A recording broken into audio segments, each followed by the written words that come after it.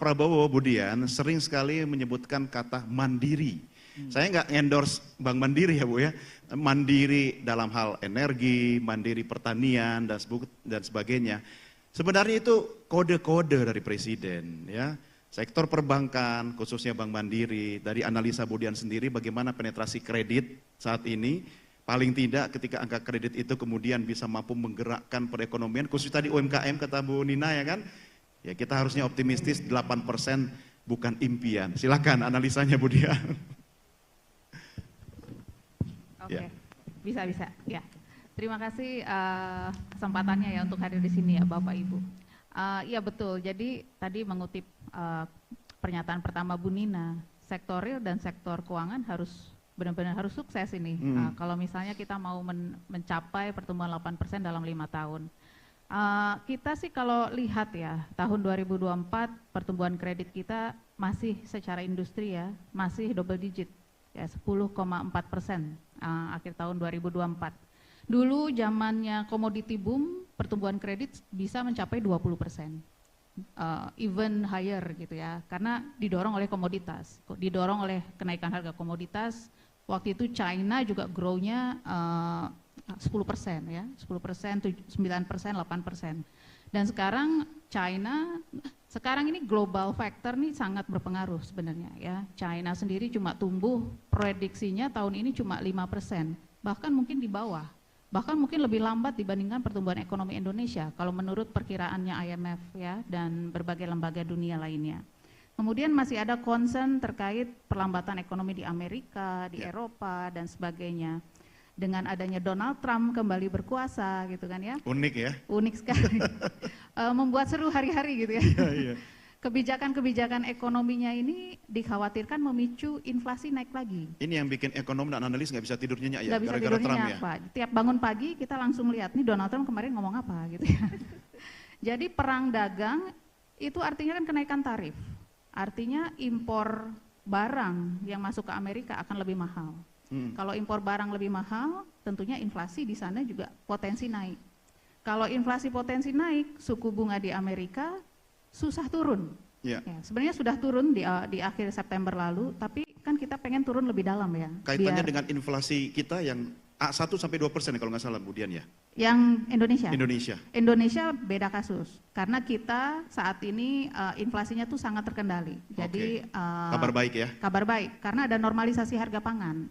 Tahun lalu kita ada El Nino, sekarang sudah La Nina kayaknya ya.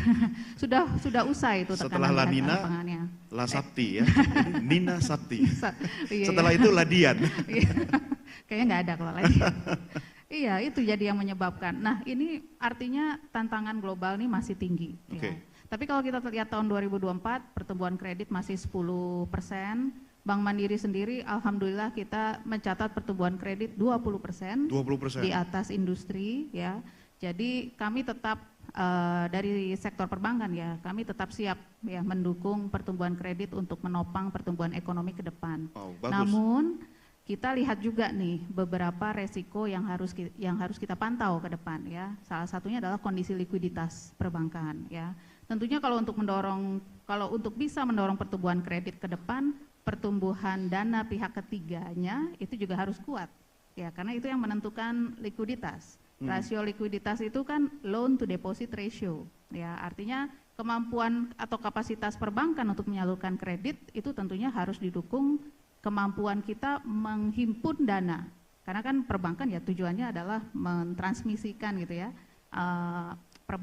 penghimpunan dana ke penyaluran dana. Nah, situasi likuiditas ini challenging karena apa? Beberapa minggu terakhir kita tahu lah ya di pasar keuangan seperti apa ya, terutama karena faktor global terjadi capital outflow ya. Artinya kita maunya sumber dana di domestik ini besar, tapi justru malah keluar gitu kan ya. Nah, ini jadi challenge tersendiri ya buat perbankan dan tentunya buat perusahaan-perusahaan, korporasi-korporasi yang mau ekspansi gitu ya. Nah, memang sudah ada beberapa langkah yang diambil pemerintah ya. Misalnya kemarin itu kebijakan untuk menarik dana devisa hasil ekspor itu diperketat atau ditambah gitu ya. Tadinya cuma menarik 30% selama 3 bulan ditahan. Sekarang jadi 100% dana devisa hasil ekspor harus masuk Ya. dan ditahan di domestik. Nah, ini harapannya ini bisa mendukung lah. Jadi selain tadi ya pengusaha, pemerintah, perbankan harus kerja keras, eksportir juga diharapkan bisa berkontribusi gitu kan ya. Jangan dananya ditaruh di luar semua. Ya, Dananya tolong diulang Bu, masuk. disampaikan kepada penonton dan juga para pengusaha yang ada di ruangan ini. Betul. Dananya taruh di mana Bu? Taruh di perbankan domestik gitu Dalam ya. negeri ya.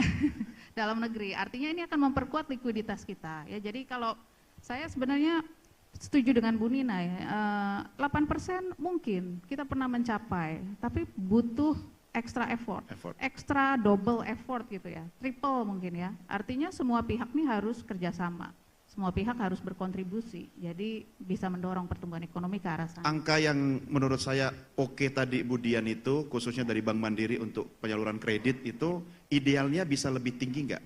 Dalam 1 atau 2 tahun ke depan, prediksi atau target kira-kira berapa? Baik, nah kalau proyeksi pertumbuhan kredit itu sebenarnya sangat inline dengan proyeksi economic growth, ya pertumbuhan ekonomi. Jadi kalau misalnya kita bisa mencapai 5,1 sampai 5,5% tadi ya target tahun ini, pertumbuhan ekonomi, pertumbuhan kredit juga akan mengikuti. Ya. Artinya kalau 2024 pertumbuhan ekonomi kita di 5%, pertumbuhan kredit di 10%. Tahun ini sebenarnya proyeksi kami pertumbuhan ekonomi itu di 5,1%. Artinya masih mungkin pertumbuhan kredit mencatat lebih tinggi sedikit gitu ya, mungkin 10 sampai 11%. Ya, angka penyaluran kredit itu sudah termasuk untuk sektor UMKM? Sudah termasuk, ini Sudah kredit termasuk. nasional ya. Oh oke. Wah ini kabar baik Bu Nina ya, menarik. Tapi kan perlu sumber-sumber baru ya, sumber-sumber ekonomi baru yang bisa mendukung biar bisa menggenjot pertumbuhan ekonomi. Kalau saya baca Bu Nina dari Wakil Menteri Keuangan kan ada 4 sumber ekonomi baru itu. Tadi Bu Nina sudah sampaikan juga betapa pentingnya misalnya digitalisasi, hilirisasi, termasuk hilirisasi sumber daya alam, kemudian ekonomi hijau dan reformasi sektor keuangan. Nah, pendapat Bu Nina gimana?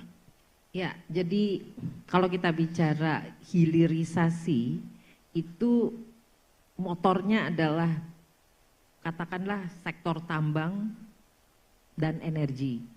Dan itu terkait juga dengan hijau tadi ya. Jadi yang saya dengar dari presentasi Bapak Hashim, adiknya Pak Prabowo, itu angka hilirisasi itu kan tergantung bayangan kita tentang program mandiri energi. Dan katakanlah dari 103 gigawatt yang diharapkan akan direalisasikan itu sebagian besarnya dari renewable energy. Jadi energi terbarukan yang bersih ya secara lingkungan. Dan basis dari 75 katakan gigawatt itu 55-nya dari energi angin gitu kan. Ya, 15 onshore, 40 offshore seingat saya.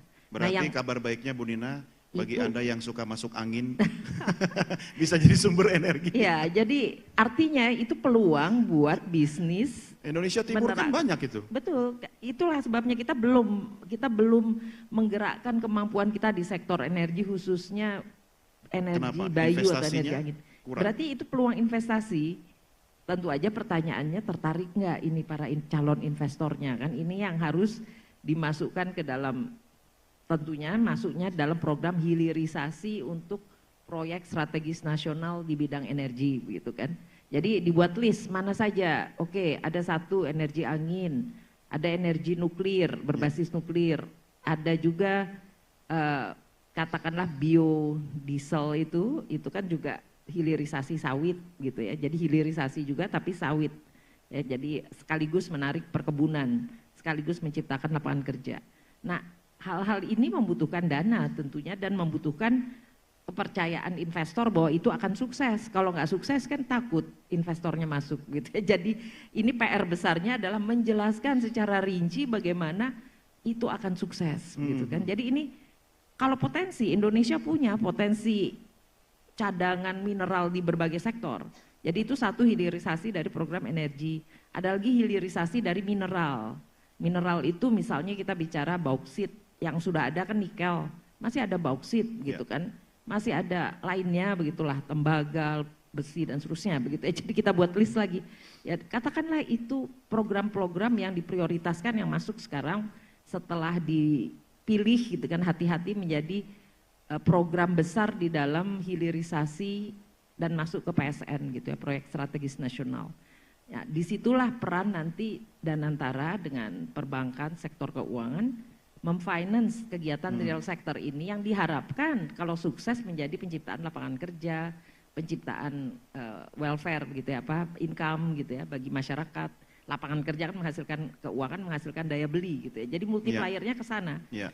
Jadi ada program untuk besar, ada program untuk menengah kecil gitu ya. Kalau ini kan usaha besar, kalau yang hilirisasi tambang dan sebagainya, ada yang kelas menengah, ada yang kelas kecil begitu kan. Nah, segmen di antara yang tadi saya bicarakan makan bergizi gratis tadi, penggerak untuk sektor kecil begitu kan. Katakanlah kecil, menengah. Kenapa? Karena ada sektor pangan. Tapi kalau kita lihat-lihat ya, kalau pangannya tuh menyediakan catering segitu besar setiap hari ya berat kan kalau usaha kecil ya. Jadi ini pun kita akan lihat lagi benernya menghasilkan pertumbuhan ekonomi satu semester ini, katakan nanti di bulan Juni gitu kan, terlihat kan penggerak ekonomikah dia gitu ya. Karena yang kita khawatirkan memang kita banyak mengimpor pangan ini. Jadi PR kita swasembada pangan itu adalah bagaimana supaya pangan yang kita butuhkan tidak impor, supaya jadi proses produksi di dalam negeri. Memakai makanan dalam negeri, jadi jangan daging impor tapi ikan aja bagaimana gitu. Diversifikasi pangan? Pangan kan food estate program termasuk diantaranya untuk menghasilkan basicnya ya, misalnya beras. Kalau diversifikasi pangan gimana Bu? Pangan, ya betul. Makanya tadi, jadi jangan makan daging impor tapi makan ikan lokal gitu. Ikan. Maksudnya sumber proteinnya itu kan. Kalau beras ya ini susah gitu ya, beras itu kita masih makan beras, jadi sebagiannya impor ya, berarti cepat-cepat membuka program untuk produktivitas di sektor perberasan kan itu dikerjakan Pak Menteri Pertanian gitu. Padahal ya. Padahal dulu Bu Nina pasti ingat ya, tidak semua orang Indonesia itu kan makan nasi ya. Ya. Ada yang makan jagung, papeda di situ, sagu gitu. Tapi kita pernah melimpah ruah ya beras ya Bu ya. Sama Pak Harto semua disuruh makan nasi ya. Iya betul. Jadi kembali ke arifan lokal namanya kan. Mau nggak yang di Papua tetap menjaga pohon sagunya karena hutannya tampaknya sebagian udah hilang. Betul. Gitu. Jadi pohon sagu itu kan dari sektor kehutanan. Ya kalau itu dijaga ya ada sumber makanan di situ. Gitu. Kalau saya sih Bapak Ibu sudah lama nggak makan nasi. Saya makannya lontong, ketupat, gitu kan? Sama aja ya? Sama ya Bu ya? Bentuknya nasi. Kan diversifikasi. Kemudian ini tadi menarik saya tantangan dari Bu Nina, kalau investor atau pengusaha itu biar nggak takut. Bagaimana, kan mereka pakai modal dari perbankan juga kan, tapi biar mereka nggak takut gitu loh. Apa yang harus diedukasi mereka? Kalau Anda melihat kebijakan kita sudah cukup support, ya kan, stimulan sudah oke dan lain-lain sebagainya. Kurang apa sih? Kurang keberanian apa? Silakan Bu. Iya, investasi ini memang sebenarnya hal krusial ya, yang benar-benar dibutuhkan buat ekonomi Indonesia kalau mau accelerate ya. Dan sebenarnya inisiatif Danantara kan juga untuk men-solve gitu ya, bottleneck di investasi ini. Seperti misalnya kalau hilirisasi, kita bicara hilirisasi nikel, banyak investasi masuk, tapi masuknya dari China gitu kan ya, sehingga banyak yang returnnya juga kembali ke sana. Nah itu inisiatif yang kemudian muncul, gimana kalau pakai dana dari Danantara misalnya gitu kan, kita bisa melakukan investasi sendiri, returnnya pun akan bisa kita nikmati gitu ya, uangnya di sini nggak kemana-mana. Tapi betul Bu Nina bilang bahwa ini proyek harus dikomunikasikan dengan baik gitu ya, dirancang dengan baik. Nah salah satunya investor tentu pasti akan memperhatikan hal ini gitu ya. Dan kalau misalnya untuk investor asing gitu terutama, mereka banyak tuh yang diperhatikan kalau mau masuk ke Indonesia ya. Karpet merah. Pak ya, birokrasi gitu kan ya, regulasi, kepastian hukum dan sebagainya. Kemudian juga salah satunya adalah visibility gitu ya. Kalau misalnya jangan lupa Bu, ormas-ormas. Iya, ormas. Ormas itu isinya bapak-bapak kan, organisasi mas-mas. Mas-mas. Bisa aja loh ini masnya. Jadi kalau misalnya proyeknya masih berbasis greenfield gitu ya, yang memang masih harus dari awal sekali, mau nggak mau butuh dukungan pemerintah ya. Jadi kami melihat misalnya skema, dulu pemerintah punya skema KPBU misalnya ya, kerjasama antara pemerintah dan swasta gitu ya. Nah itu bisa dijalankan.